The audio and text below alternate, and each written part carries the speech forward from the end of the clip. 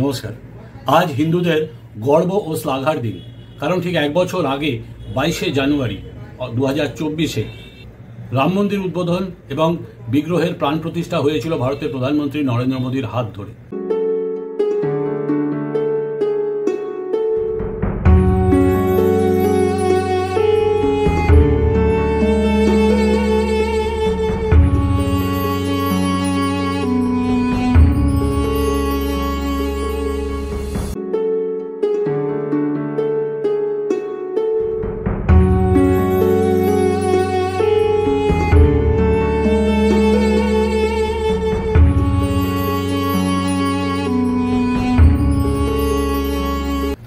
শ্রীরাম ন্যায় ও সত্যের প্রতীক, এটা আমরা ছোটবেলা থেকে জেনে এসেছি। আমরা সেই গানটা বারবার শুনেছি, যেটা মহাত্মা গান্ধী গাইতেন, জয় জয় রঘুপতি রাঘব রাজা রাম। অর্থাৎ রাম ভারতের রাজা ছিলেন, কিন্তু তাকে নয়নের মণি করে রেখেছে হিন্দু ধর্ম। তার একটাই কারণ, তার কারণ তিনি ন্যায় ও সত্যের প্রতীক ছিলেন বলেই। সেই জন্যেই কিন্তু রাম মন্দির নিয়ে একটা বিরাট আবেগ কাজ করেছিল হিন্দুদের মনে। আসলে শ্রী রামলালার জন্ম হয় অযোধ্যায় বলে মানুষের বিশ্বাস। এখন ব্যাপারটা হচ্ছে, তখন তো আর বার্থ সার্টিফিকেট ছিল না যে কেউ বলবে যে এই দেখো বার্থ সার্টিফিকেট, শ্রীরাম জন্মেছিলেন সেখানেই। কাজে এই নিয়ে বিতর্ক অনেক উঠেছে, তার পক্ষে বিপক্ষে অনেক যুক্তি এসছে। মানুষের বিশ্বাস অনুযায়ী শ্রী রামলালার জন্মস্থান অযোধ্যা হিসেবেই কিন্তু নির্ণীত হয়েছে। এখন প্রশ্ন হচ্ছে, এই যে দীর্ঘদিনের সংগ্রাম, এটা কেন হয়েছিল এবং কিভাবে হয়েছিল একটু বলে নিই। 935 হিজরি সন অর্থাৎ 1528 খ্রিস্টাব্দে বাবরের সেনাপতি মীর বাকি তিনি রাম মন্দির গুঁড়িয়ে সেখানে একটি মসজিদ তোলেন, তার নাম হচ্ছে বাবরি মসজিদ। যদিও সেখানে নামাজ পড়া কখনোই খুব একটা হতো না, কিন্তু 1885 সালে যেহেতু সেই মসজিদটি 4-5 জন মুসলমান ছাড়া কেউই ওখানে নামাজ কখনোই পড়তো না বলে প্রথম 1885 সালে মহন্ত রঘুবর দাস তিনি আদালতের কাছে দরখাস্ত করেন যে এটা তাদের দিয়ে দেওয়া হোক। তিনি ওখানে একটি মন্দির বানানোর অনুমতি চান। আপত্তি করেন বাবরি মসজিদের মুতাওয়ালি মোহাম্মদ আসগর, কিন্তু তখন আদালত সিদ্ধান্ত নেয় যে না, যদি আমি কারোর পক্ষাবলম্বন করি তাহলে মুশকিল, তাহলে ধর্মীয় সেন্টিমেন্টে আঘাত লাগতে পারে, কাজে এটাকে বন্ধ করে দেওয়া হোক। কিন্তু হিন্দুরা তাদের বিশ্বাসে ওখানেই রাম মন্দির বানাতে চেয়েছিলেন। দীর্ঘদিন কেটে গেল। 1949 সালে ওই বিতর্কিত ধাঁচার মূল গম্বুজের মধ্যে নিয়ে আসা হলো রামলালার মূর্তি। এই রামলালার মূর্তিগুলির পূজা অধিকারের আবেদন জানিয়ে ফৈজাবাদ জেলা আদালতে আবেদন করলেন গোপাল সিমলা বিশারদ।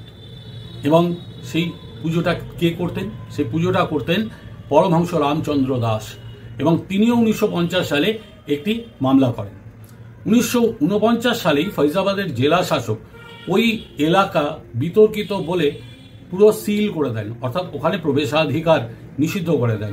কিন্তু প্রবেশাধিকার নিষিদ্ধ তিনি যতই করুন না কেন, চুপচাপ হিন্দুরা অল্প পরিমাণে গিয়ে প্রতিদিন প্রদীপ জ্বালিয়ে আসত। 1949 সালে ওই স্থানের অধিকার চেয়ে মামলা করল নির্মোহী আখড়া। আপনারা অনেকেই জানেন যে উত্তরপ্রদেশে নির্মোহী আখড়া একটা বেশ শক্তিশালী সংগঠন।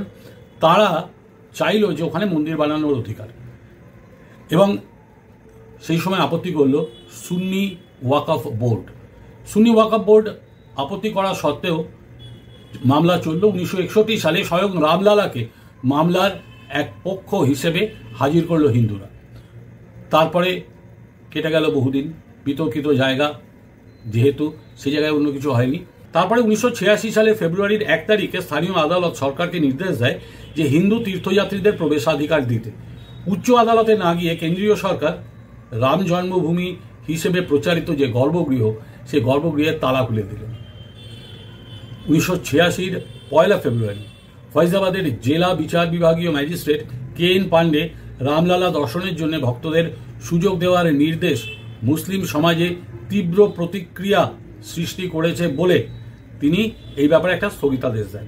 1986 সালের 5 ফেব্রুয়ারি দিল্লির জামা মসজিদের ইমাম বুখারি এবং সৈয়দ সাহাবউদ্দিনের নেতৃত্বে গঠিত হয় বাবরি মসজিদ অ্যাকশন কমিটি। 1989 সালের 1 জুলাই বিতর্কিত জমিতে রামলালার মন্দির স্থাপনের আবেদন জানিয়ে ফের একটি মামলা দায়ের করা হয়। 1989 সালের 14 আগস্ট তারিখে এলাহাবাদ বা প্রয়াগরাজ হাইকোর্ট নির্দেশ দেয় বিতর্কিত স্থানে স্থিতাবস্থা বজায় রাখতে হবে। কিন্তু 1989 সালের নভেম্বরে বিতর্কিত এলাকার বাইরে বিশ্ব হিন্দু পরিষদের শিলান্যাস অনুষ্ঠিত হয়। 1990 সালের 25শে সেপ্টেম্বর গুজরাটের সোমনাথ মন্দির থেকে অযোধ্যার উদ্দেশ্যে রামরথ যাত্রা শুরু করেন আদবানি। 1990 সালের 23শে অক্টোবর তিনি যখন বিহারে ঢোকেন, বিহারের মুখ্যমন্ত্রী লালু প্রসাদ যাদব সমস্তিপুরে রথ আটকে দিয়ে আদবানিকে গ্রেফতার করেন। 1991 সালের বিধানসভা ভোটে বিজেপির জয় হয় এবং মুখ্যমন্ত্রী হন কল্যাণ সিংহ। কল্যাণ সিংহ উত্তরপ্রদেশের মুখ্যমন্ত্রী হওয়ার পরে 7ই অক্টোবর অযোধ্যায় বিতর্কিত 2.77 একর জমি অধিগ্রহণ করলেন, কিন্তু এর 3 দিন বাদেই হাসিম আনসারির আবেদনের ভিত্তিতে এলাহাবাদ হাইকোর্ট নির্দেশ দিল বিতর্কিত জমিতে কোনো নির্মাণ চলবে না। 1992 সালের 27শে নভেম্বর সুপ্রিম কোর্টে হলফনামা দিয়ে কর সেবার অনুমতি চাইল রাজ্য সরকার এবং বাবরি মসজিদের এলাকার বাইরে কর সেবার অনুমতি দেয় শীর্ষ আদালত। গুড়িয়ে যায় বাবরি মসজিদ, সেই ইতিহাস আপনারা সবাই জানেন।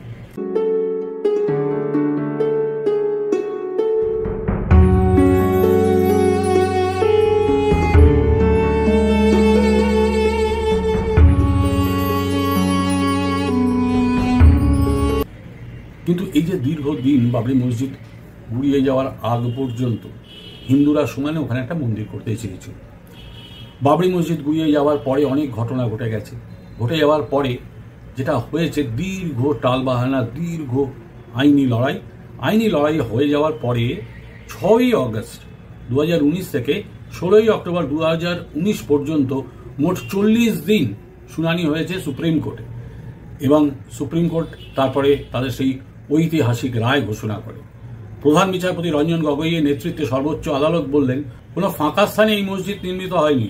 পুরাতাত্ত্বিক খননে পাওয়া নিদর্শন অনুযায়ী অনেক অ-ইসলামিক উপাদান পাওয়া গেছে। হিন্দুরা বিশ্বাস করেন এখানে রামের জন্মভূমি ছিল, সে কারণে এই অঞ্চলের দায়িত্ব পাবেন রামলালা বিরাজমান কমিটি। সুন্নি ওয়াকফ বোর্ডকে অযোধ্যায় মূল ভূমিতে 5 একর জমি দেওয়া হবে মসজিদ গড়ার জন্য। এবার প্রশ্ন হচ্ছে যে রাম মন্দির প্রতিষ্ঠার সময় যে রাম মন্দির প্রতিষ্ঠার বিরুদ্ধে কথা কেউ বলেনি তা নয়, হিন্দুরাও বেশ কিছু বলেছেন মুসলমান সমাজ অতি অবশ্যই। তারা কিন্তু যুক্তি দিতে পারেনি। তারা যে যুক্তিগুলো দিয়েছে সেগুলো একদম খুব স্পষ্ট বলি। তারা বলছে বাবরের জীবনী গ্রন্থ বাবরনামায় তুলসীদাসের রামচরিত মানস 1574 সাল বা আবুল ফজল ইবনে মুবারকের আইনে আকবরী 1598-তে মন্দির বা মসজিদের উল্লেখ নেই। তারপরে বলছে ভারতের পুরাতাত্ত্বিক বিভাগ আদালতে তাদের সমীক্ষা ও পর্যবেক্ষণে বলেছে যে ওই স্থানে অনেক হিন্দু রীতির পূজার্চনার প্রাচীন তৈজস ও প্রমাণ পাওয়া গেছে, কিন্তু ওখানেই শ্রীরামের জন্মস্থান ছিল তার প্রমাণ দেয়নি। এই দুটো ছিল হচ্ছে বিরোধীদের যুক্তি। এবার যারা রাম মন্দিরের পক্ষে তারা কি কি যুক্তি দিয়েছিল সেগুলো শুনুন। 1. মন্দিরের গাত্রে খোদিত বিবরণ থেকেও জানা যায় বাবরের ইচ্ছানুসারে সেনাপতি মীর বাকি 1528-29 খ্রিস্টাব্দে মসজিদটি নির্মাণ করেন। ব্রিটিশ আমলে নথিভুক্ত হওয়া যত সরকারি দস্তাবেজ আছে, যা ইউপি ডিস্ট্রিক্ট গেজেটিয়ার ফৈজাবাদ নামে পরিচিত, কংগ্রেস রাজ্য সরকারের দ্বারা পুনর্মুদ্রিত হয়েছিল 1960 সালে। পুনর্মুদ্রিত ওই সকল দস্তাবেজগুলি থেকে জানা যায় যে 935 হিজরি সনে অর্থাৎ 1528 খ্রিস্টাব্দে জহিরুদ্দিন মোহাম্মদ বাবরের সেনাপতি বীর বাকি সেখানে রাম মন্দির ভেঙে মসজিদ প্রতিষ্ঠা করেছিলেন। 2. 1611 খ্রিস্টাব্দে একজন ইংরেজ পর্যটক উইলিয়াম ফিঞ্চ অযোধ্যা ভ্রমণে আসেন এবং তার বর্ণনায় রামচন্দ্রের প্রাসাদ ও মহলের অবশিষ্টাংশ দেখেছেন এই মর্মে নথিভুক্ত করেন। 3. 1634 খ্রিস্টাব্দে থমাস হারবার্ট পুরনো একটি রামচন্দ্রের প্রাসাদের বর্ণনা দেন, যেখানে তিনি এই স্থানকে একটি বিশেষভাবে স্মরণযোগ্য প্রাচীন মনুমেন্ট হিসেবে আখ্যায়িত করেছেন। 4. 1717 খ্রিস্টাব্দে সোয়াই জয়সিংহ এই স্থানের পরিবেষ্টক ভূমি ক্রয় করেন এবং তার নথিপত্রে মসজিদের উপস্থিতির প্রমাণ রয়েছে। জয়সিংহের নথিপত্র রাজস্থানের জয়পুরের সিটি প্যালেস মিউজিয়ামে কাপারদোয়ায় সংগ্রহে আছে, সাথে বাবরি মসজিদ স্থলের একটি স্কেচও আছে। এই স্কেচে একটি মুক্ত প্রাঙ্গণ যেখানে মন্দিরের 3টি শিখরের স্থাপত্য দেখা যায়, যেগুলি বর্তমানে বাবরির 3 গম্বুজের অনুরূপ। এই প্রাঙ্গণটিকে রামের জন্মস্থান হিসেবে চিহ্নিত করা হয় এবং একটি রাম চবুতলা হিসেবে দেখানো হয়। 5. খ্রিস্টান মিশনারি জোসেফ স্টিফেন থ্যালার, যিনি 1766 থেকে 1771 মধ্যে ভ্রমণে আসেন, তিনি লিখেছেন, হয় ঔরঙ্গজেব নতুবা বাবর রামকোট দুর্গ এবং ঘর যেখানে হিন্দুদের মতে রামের জন্ম হয়েছিল তা ধ্বংস করেন।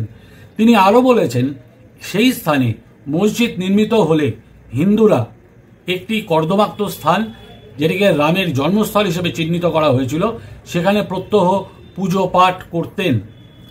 6. 1788 সালে ফরাসি ঐতিহাসিক জোসেফ বার্নুলির বই ডেসক্রিপ্টো ইন্ডিকা প্রকাশিত হয়।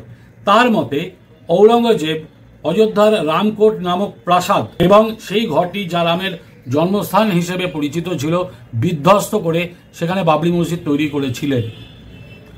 7. 1810 খ্রিস্টাব্দে ফ্রান্সিস বুকানন এই স্থান পরিদর্শন করেন এবং জানান যে স্থাপত্য ধ্বংস করা হয়েছিল তা কোনো সাধারণ বাড়ি নয়, রামের মন্দির ছিল। 8. 1838 খ্রিস্টাব্দে ব্রিটিশ সমীক্ষক মন্টেগোমারি মার্টিন লিখেছেন, উক্ত মসজিদের গম্বুজগুলি মন্দির থেকে নেওয়া হয়েছে। 9. 1858 সালের 30 নভেম্বর বাবরি মসজিদের মুয়াজ্জিন মুহাম্মদ আসগারও একটি প্রার্থনা পত্রে বাবরি মসজিদকে মসজিদ ই জনম স্থান বলে উল্লেখ করেছিলেন। 1940 পর্যন্ত এই শব্দবন্ধটি ব্যবহৃত হতো। 10. ব্রিটিশ শল্য চিকিৎসক এডওয়ার্ড ব্যালফোর 1858 সালে প্রকাশিত Encyclopaedia of India and of Eastern and Southern Asia বইয়ে লিখেছেন যে অযোধ্যায় অন্তত 3টি মসজিদ আছে, যেগুলি 3 হিন্দু মন্দির ভেঙে তার ধ্বংসাবশেষের ওপরে নির্মিত হয়েছিল। এর মধ্যে রাম জন্মস্থান সবচেয়ে বিখ্যাত। কিংবদন্তি অনুসারে সেখানে রামচন্দ্রের জন্ম হয়েছিল। 11.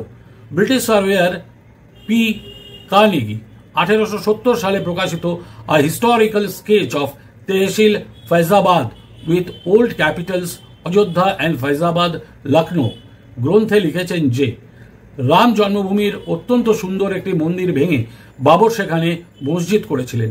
সেই মন্দিরের অনেক কিছুই মসজিদের ভেতরে এখনো অপরিবর্তিত অবস্থায় আছে। 12. অষ্টাদশ শতাব্দীর প্রথম ভাগে ঔরঙ্গজেবের পৌত্র প্রথম বাহাদুর শাহের কন্যা দ্বারা রচিত সাইফা ই চিহিল নাসিহা বাহাদুর শাহী বইটি থেকে জানা যায়, মুঘল সম্রাটরা জনরোষের ভয়ে মসজিদটি সম্পূর্ণ নির্মাণ করতে পারেননি। অজু করার স্থান এবং মিনারেট স্থানে নির্মাণ কার্য অসমাপ্ত থেকে যায়।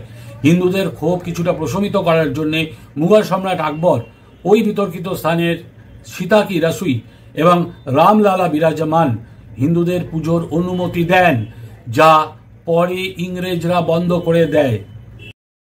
এরপরেও আপনারা বলবেন যে রাম মন্দির প্রতিষ্ঠা অযৌক্তিক। আজ একটা কথা তো সত্যি, শ্রীরাম হচ্ছে ন্যায় এবং সত্যের প্রতীক।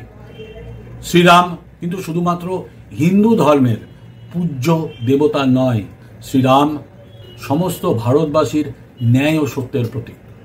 আজ সেজন্যে যদি হিন্দুরা মনে করে যে শ্রীরামলালাকে আমরা ফিরে পেয়েছি, অযোধ্যায় উদ্ধার করতে পেরেছি তার জন্মস্থান, তার গর্ভগৃহ, সেটা অবশ্যই হিন্দু কুলের পক্ষে অতি গর্বের বিষয়। এবং একটাই কথা বলা যায় এরপরে, সেটা হচ্ছে গর্ব সে কহো হাম হিন্দু হ্যায়। নমস্কার।